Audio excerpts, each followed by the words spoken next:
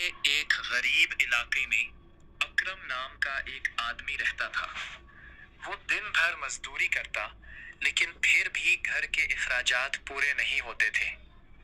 एक दिन अकरम काम से वापस आ रहा था कि उसकी नजर एक चौर बाजार पर पड़ी। वहां पुरानी चीजें, घड़ियां, रेडियो, मोबाइल और फर्नीचर बिक रहा था। अकरम यूं ही चीजें देख रहा था कि एक बूढ़े दुकानदार ने उसे आवाज दी, बेटा, ये घड़ी ले लो, तुम्हारी किस्मत बदल जाएगी। अकरम हंस पड़ा, बाबा जी, किस्मत घड़ियों से नहीं बदला करती।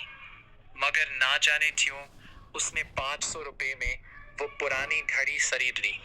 इसने घड़ी साफ करना शुरू की तो उसे घड़ी के अंदर एक छोटा सा कागज मिला। कागज पर एक पत्ता लिखा हुआ था और नीचे सिर्फ एक जुमला, जो ईमानदार होगा खजाना उसी का होगा। अकरम हैरान रह गया। अगले दिन वो उस पत्ते पर पहुंच गया। वो शहर के बाहर एक पुराना वीरान मकान था। दरवाजा खुला हुआ था। अकरम डरते डरते अंदर दाखिल हुआ। कमरे के कोने में एक लकड़ी का संदूक रखा था। संदूक पर ताला नहीं था। उसने संदूक खोला तो अंदर पुराने कागजात और एक डायरी थी। डायरी में लिखा था, मैं एक ताजिर था। मेरे रिश्तेदार मेरी दौलत हड़प करना चाहते थे, इसलिए मैंने अपनी जायदाद के असल कागजात यहाँ छुपा दिए।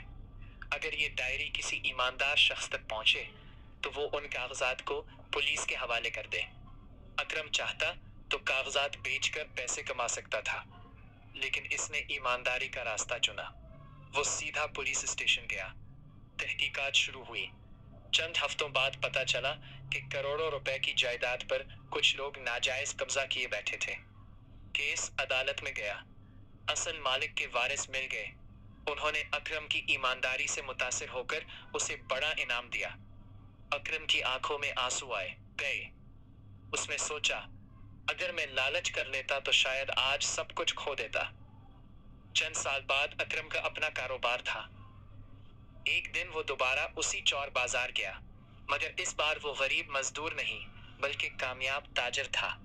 उसने बहुत ढूंढा मगर वो बूढ़ा दुकानदार कहीं नजर ना आया। लोगों ने बताया, यहाँ तो ऐसा कोई दुकानदार कभी था ही नहीं। अकरम हैरान रह गया। वो खामोशी से आसमान की तरफ देखकर मुस्कुराया।